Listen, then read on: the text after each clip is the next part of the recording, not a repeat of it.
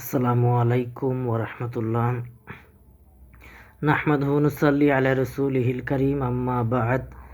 ফাউযু বিল্লাহি মিনাশ শাইতানির রাজীম। বিসমিল্লাহির রহমানির রহিম।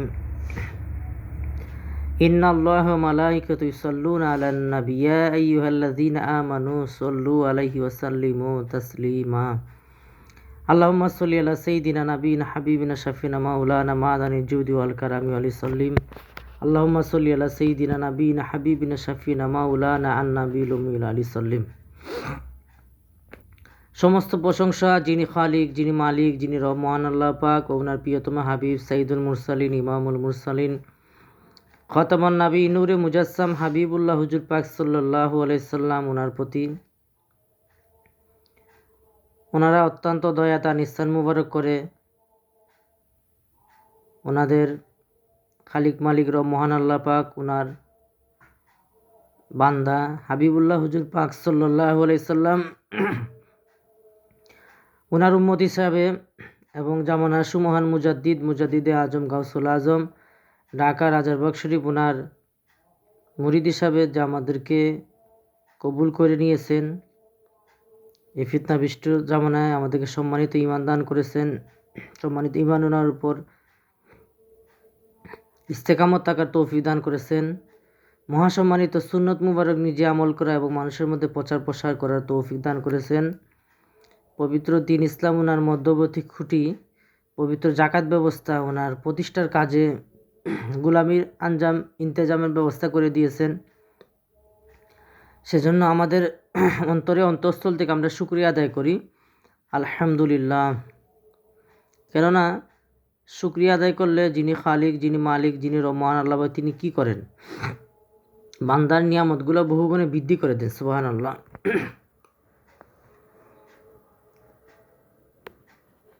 রমাদান শরীফ মাস উপলক্ষে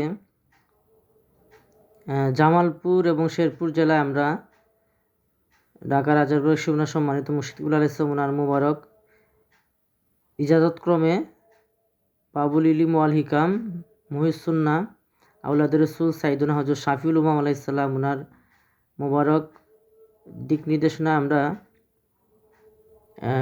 জামালপুর এবং শেরপুর জেলায় আমরা পবিত্র রমাদান শরীফ উপলক্ষে আমরা সফরে আসছি পবিত্র জাকাত ওনার প্রতিষ্ঠার কাজে। তো আজকে হলো আমাদের জামালপুর জেলা সফর। তো আজকে যে আমাদের আলোচনার বিষয় সেটা হলো দিন ইসলাম ওনার মধ্যবর্তী খুঁটি, পবিত্র জাকাত ব্যবস্থা প্রসঙ্গে।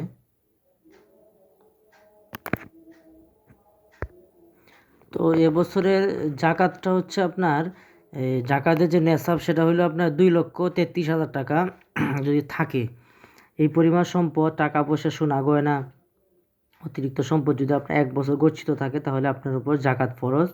সেটা দিতে হবে হলো আপনার 40 ভাগের 1 ভাগ। আর ফিতরা হলো আপনার 116 টাকা জনপ্রতি কমপক্ষে ফিতরা দিতে হবে।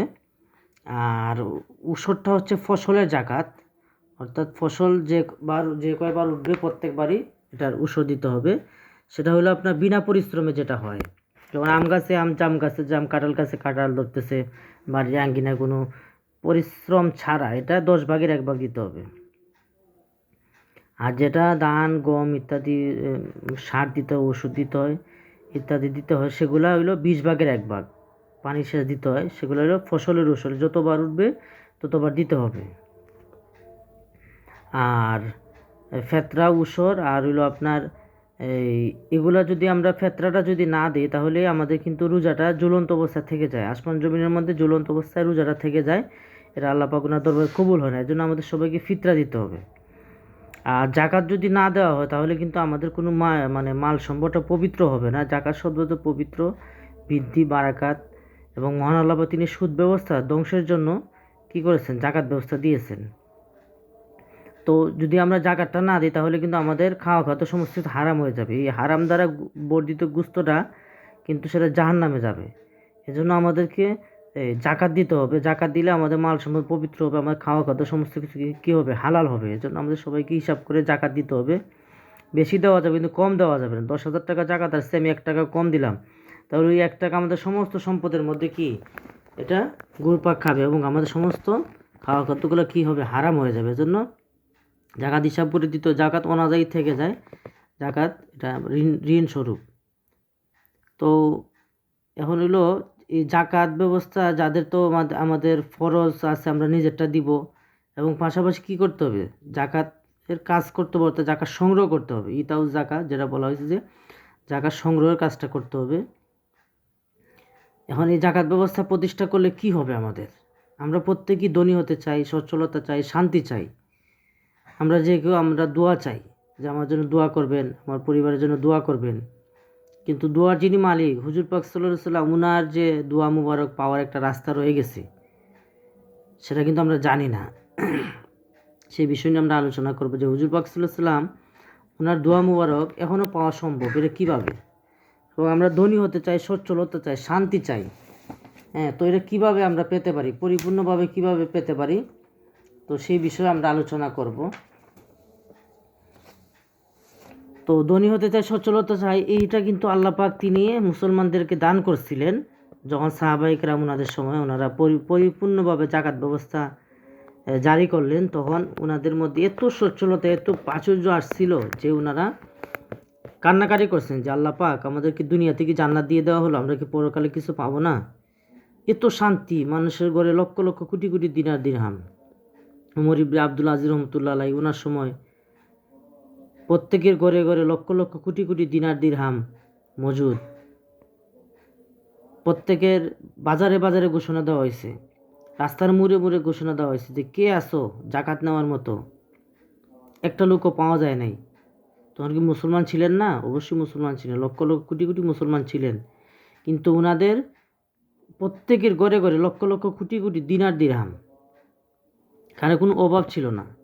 এটা বর্তমান সময় কি চিন্তা করা যায় যে একটা মানুষ পাওয়া যাবে না যার কোনো অভাব নাই, টাকা পয়সা দরকার নাই? এরকম কিন্তু চিন্তাই করা যায় না। কিন্তু এই প্রাচুর্য, এই যে এই সচ্ছলতা, এটা মুসলমানদের মধ্যে আল্লাহ পাক দান করেছিলেন একমাত্র এই জাকাত ব্যবস্থার মাধ্যমে। সুবহানাল্লাহ। কাজী সাইয়েদুনা মাহমুদ হযরত মুর্শিদুল ইসলাম তিনি আমাদেরকে জাকাত ব্যবস্থা দান করেছেন, আমাদেরকে সচ্ছলতা দান করার জন্য, শান্তি দান করার জন্য, ইতমিনান। এবং সাহাবায়ে ওনারা কান্নাকাটি করছিলেন যে আল্লাহ পাক আমাদেরকে দুনিয়া থেকে জান্নাত দিয়ে দেওয়া হলো, আমরা কি পরকালে কিছু পাবো না? তো এত শান্তি, এত প্রাচুর্য আল্লাহ পাক। এবং কাপ্তানের কাপড়, যেটা রাজা বাদশার সোনার উপর সুতা দিয়ে সেলাই করা কাপ্তানের কাপড় দিয়ে ওনার নাকের যে ময়লাটা পরিষ্কার করেন, তাহলে অন্যান্য বিষয়ে মুসলমান ওনাদের কত মানে দামি ছিল, সেটা কিন্তু চিন্তাই করে না। তো এই যে এত প্রাচুর্য, এত শান্তি, এত সুখ, দুনিয়াতে যেন জান্নাত নেমে আসছিল, এরকম অবস্থা, এরকম পরিস্থিতি একমাত্র তৈরি ছিল মুসলমানদের মধ্যে এই জাকাত ব্যবস্থা প্রতিষ্ঠার মাধ্যমে। আজকে মুসলমানদের মধ্যে জাকাত ব্যবস্থা নাই, সুদ ব্যবস্থা, ইহুদিদের ব্যাংক ব্যবস্থা, সুদ ব্যবস্থার কারণে কি হচ্ছে, আজকে মানুষ, প্রত্যেকটা মানুষ জর্জরিত। কাফের মুশরিকদের দ্বারা মুসলমানরা কি লাঞ্ছিত হচ্ছে, অপমানিত হচ্ছে, একমাত্র মুসলমানের দিন ইসলাম থেকে সরে যাওয়ার কারণে, পবিত্র জাকাত থেকে ব্যবস্থা থেকে সরে যাওয়ার কারণে। কাজেই আমাদেরকে আবার সেই শান্তি, সেই ধনী হতে চাইলে, সচ্ছলতা, সব কিছু পেতে চাইলে আমাদেরকে এই জাকাত ব্যবস্থায় কাজ করতে হবে। এবং এই জাকাত ব্যবস্থার মাধ্যমে আল্লাহ পাক তিনি কী করছেন, সুদ ব্যবস্থাকে ধ্বংস করার জন্য আল্লাহ পাক তিনি এই জাকাত ব্যবস্থা দান করছেন। কাজে আমরা যদি সুদ ব্যবস্থা ধ্বংস করতে, আজকে সারা বিশ্বে মুসলমানদের ইরানে হামলা হচ্ছে, ফিলিস্তিনে হামলা হচ্ছে, লেবাননে হামলা হচ্ছে, সমস্ত মুসলিম রাষ্ট্রগুলোতে কি কাফেররা মুসলমানদের জুলুম নির্যাতন করে যাচ্ছে। তো তাদের এই জুলুম নির্যাতনের থেকে তাদের মুসলমানদের রক্ষা করার জন্য তাদের যে সুদ ব্যবস্থা, এই ব্যাংক ব্যবস্থা, এগুলো আমাদেরকে কী করতে হবে, ধ্বংস করতে হবে। এটা ধ্বংস করার জন্য আমাদেরকে জাকাতের কাজ করতে হবে। এই জাকাতের কাজ করলেই এগুলো ধ্বংস হয়ে যাবে। এবং সুন্নত মুবারক প্রচার করতে হবে। সুন্নত মুবারক প্রচার করলে কি হবে, ইহুদিদের যে পণ্যগুলো রয়েছে তাদের পণ্যগুলো বয়কট করতে হবে এবং সুন্নতি পণ্যগুলো গ্রহণ করতে হবে। তাহলে তারা অর্থনৈতিকভাবে দুর্বল হয়ে যাবে এবং তারা মুসলমানদের কোনো ক্ষতি করতে পারবে না। এটা হলো আমাদের প্রতিবাদ। এভাবে আমরা প্রতিবাদ করতে হবে, হাই হতাশ করলে তো হবে না, কাজের মাধ্যমে আমাদেরকে প্রতিবাদ করতে হবে। তো আমরা জানলাম যে আমরা জাকাত কতটুকু কে দিবে, কখন দিবে। এখন হইল গিয়া পরবর্তী যে দাবটা কোথায় দিবে, যাকে তাকে যেখানে সেখানে দিলে কিন্তু কি জাকাত কবুল হবে না। এজন্য হক জায়গা থেকে জাকাত দিতে হবে। এই বিষয়টা যদি আমরা না হক জায়গায় দিই তাহলে সমস্ত যে আমাদের কাজটাই কিন্তু হবে না। যেখানে সেখানে যাকে তাকে দিলেই কিন্তু, না হক জায়গায় দিলেই কিন্তু ইহুদিরাও কিন্তু তারা জাকাতের টাকা সংগ্রহ করে। হ্যাঁ, তো তাদেরকে যদি দেওয়া হয় তাহলে তো জাকাত আরও বিপরীতটা হইল। কাজেই আমাদেরকে হক স্থানে দিতে হবে। হক যাচাই বাছাই করবেন কিভাবে, সেটা হলো আপনার মহান আল্লাহ পাক তিনি পবিত্র কালামুল্লাহ শরীফে ইরশাদ মুবারক করেন, কুনু রব্বানি তাআনু আলাল বিরি তাকওয়া ওয়ালা তাআনু আলাল ইসমি ওয়াদওয়ান ওয়াত্তাকুল্লাহ ইন্নাল্লাহা শাদীদুল ইকাব। যে তোমরা নেকি এবং পরহেজগারির মধ্যে সাহায্য সহযোগিতা করো, পাপ এবং গুনাহের মধ্যে কি করো, সাহায্য সহযোগিতা করো না। ওয়াত্তাকুল্লাহ ইন্নাল্লাহা শাদীদুল ইকাব।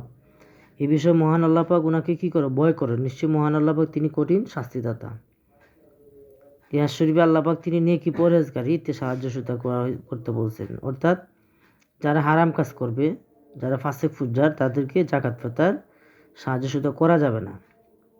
আপনি এমন একটা লোককে দিলেন জাকাত, যে লোকটা এই টাকাটা নিয়ে দেখা গেছে, আমরা সংবাদ পাইছি যে একটা লোক জাকাতের টাকা পেয়ে সে টিভি কিনছে, একটা লোক সুদে লাগাইছে, এরকম নানান হারাম কাজে টাকাটা তারা ব্যবহার করতেছে। তো যারা এই সমস্ত হারাম কাজে ব্যবহার করে, যারা ফাসেক পূজা নামাজ কালাম ঠিকমতো পড়ে না, যারা রোজা ঠিকমতো রাখে নাই, তাদেরকে যদি আপনি দেন, যতই নিকটাত্মীয় হোক, যারা হারাম কাজ করে বেপরদা হয়, তাদেরকে কিন্তু জাকাত ফেতা দিলে কিন্তু কবুল হবে না।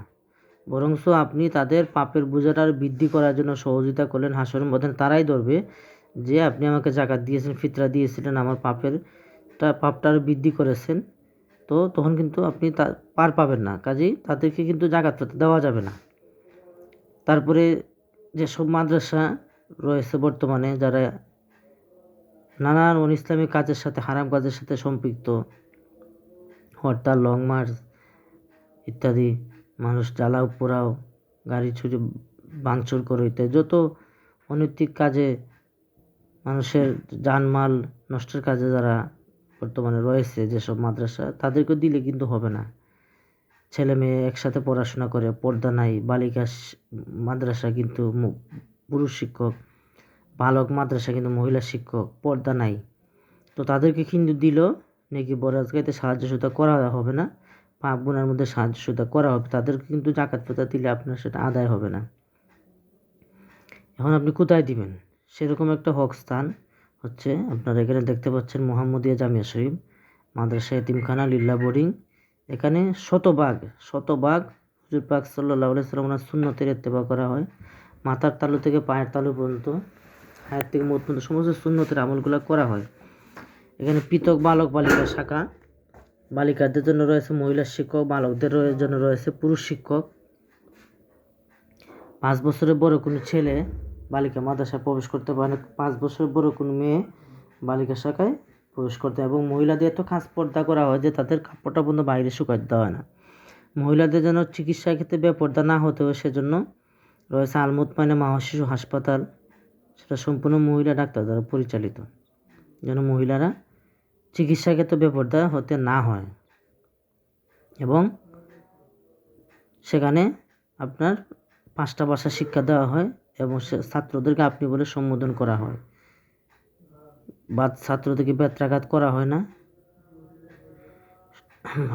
একটা ছোটো বাচ্চা মাথা পাগড়ি থেকে, রুমাল থেকে সমস্ত সুন্নতের আমলগুলো এখানে করে। তাদেরকে এমনভাবে তৈরি করা হয় যেন তারা আল্লাহওয়ালা হতে পারে। কুনু রব্বানিন, সম্মানিত আয়াসিমান হাকিকি মেজদা হওয়ার জন্য যা যা দরকার সমস্ত বিষয়গুলো এখানে করা হয়। আর মোহাম্মদিয়া জামিয়া শরীফ মাদ্রাসা একক কোনো শাখা না, সারা বাংলাদেশে শত শত হাজার হাজার শাখা রয়েছে। তো এখানে একটা মাদ্রাসায় দিচ্ছেন তা না, আপনি সমস্ত মাদ্রাসায় দেওয়ার যে ফজিলত, এবং সারা বাংলাদেশে 50 লক্ষ যে মসজিদ মাদ্রাসা করা হবে, তার কিন্তু প্রত্যেকটা ফজিলত আপনি এই একটা মাদ্রাসায় দিলে কিন্তু পেয়ে যাচ্ছেন।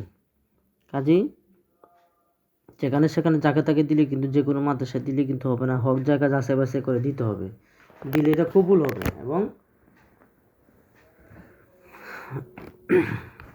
এবং এটা আপনার কবুল হইলে আপনি জাকাতের যে নিয়ামতটা সেটা আপনি পাবেন। আপনি আপনার মাল সম্পদ আল্লাহ হেফাজত করে বৃদ্ধি করে দিবেন। আপনার অন্তরের শান্তি, আপনার পারিবারিকভাবে, সামাজিকভাবে সব দিকে আপনি শান্তি আত্মিনা লাভ করবেন। আর যদি বিপরীত করেন তাহলে আপনি যেটা দেওয়ার পরও এটাই আপনার আযাব গজবের কারণ হয়ে দাঁড়াবে। এর জন্য আপনার হকস্থান মোহাম্মদে জামে শরীফ, এখানে Bkash number, bank number, account number সব কিছু দেওয়া আছে। ওই নাম্বারে আপনাদের সম্মানিত জাকাত পেতে পাঠিয়ে দিবেন। আপনার পরিচিত যত লোক আছে, আত্মীয় স্বজন, সবাইকে বলবেন, তাদেরটাও আপনারা কী করবেন, পৌঁছাবেন। যদি আমি জাকাতের কাজটা না করি তাহলে কিন্তু আমাদের কোনো আবাদবন্দি কবুল হবে না। আমরা নামাজ, রোজা, হজ, জাকাত, রমাদান শরীফ, রোজা কোনটাই কিন্তু কবুল হবে না। এই জন্য এগুলো কবুল করানোর জন্য আমাদের জাকাতের কাজটা কী করতে হবে। কুনু রব্বানিন, সম্মানিত আয়াত শরীফ হাকিম মেজদাক হওয়ার জন্য আল্লাহ পাক বলছেন রব্বানি, তোমরা আল্লাহওয়ালা হয়ে যাও। সেই আল্লাহওয়ালা হওয়ার জন্য আমাদেরকে এই জাকাতের কাজটা করতে হবে। দিন ইসলাম না মধ্যবর্তী খুঁটি। একটা ভবনের যদি মধ্যবর্তী খুঁটি না থাকে তাহলে কিন্তু ভবনটা দুর্বল, যে কোনো সময় ভেঙে পড়ে যেতে পারে। কাজেই দিন ইসলাম ওনার মধ্যবর্তী খুঁটি হলো জাকাত। এই জাকাতের কাজটা আমাদেরকে সবাইকে করতে হবে। হকস্থান একমাত্র হকস্থান মোহাম্মদিয়া জামে শরীফ মাদ্রাসা এতিমখানা সেটা পৌঁছাইতে হবে। তো আজকে এ পর্যন্তই। আর পাশাপাশি আপনাদের কোনো প্রশ্ন থাকলে পবিত্র জাকাত বিষয়ে, ফিতরা, উসুর ইত্যাদি বিষয়ে কোনো প্রশ্ন থাকলে আপনারা কমেন্ট করবেন। কমেন্ট করে জানাবেন, আমরা ইনশাল্লাহ আপনাদের উত্তর পৌঁছে দেব। আর ঢাকা রাজারবাগ দরবার শরীফ হচ্ছে আহলে সুন্নাত ওয়াল জামাত ভিত্তিক ফুরফুরা শরীফ সিলসিলা। এখানে যিনি সম্মানিত মুর্শিদুল আলাহ ইসলাম, তিনি হচ্ছেন জামানাসু মহান মুজাদ্দিদে আজম গাউসুল আজম আউলাদ রসুল সৈয়দনা মাহমুদ মুর্শিদুল আলাহ ইসলাম। তিনি জামানার লক্ষ্যস্থ ওলি আল্লাহ। ওনার কাছে আপনারা আসবেন, এসে আপনারা তওবা ইস্তেগফার করবেন, বায়াত গ্রহণ করবেন এবং ওজিফা নিয়ে আপনারা জিকির আজকার করবেন। করে আপনারা হাকিকি আল্লাহওয়ালা হবেন, মুমিন মুত্তাকি হবেন। কোন রব্বানি, সম্মানিত আয়াত শরীফ হাকিকি মেজদাক হবেন। আপনাদের প্রতি উদারত আহ্বান রইল। আজকে এ পর্যন্তই। ওয়া আখির দাওয়ানা আলহামদুলিল্লাহি রাব্বিল আলামিন। আসসালামু আলাইকুম।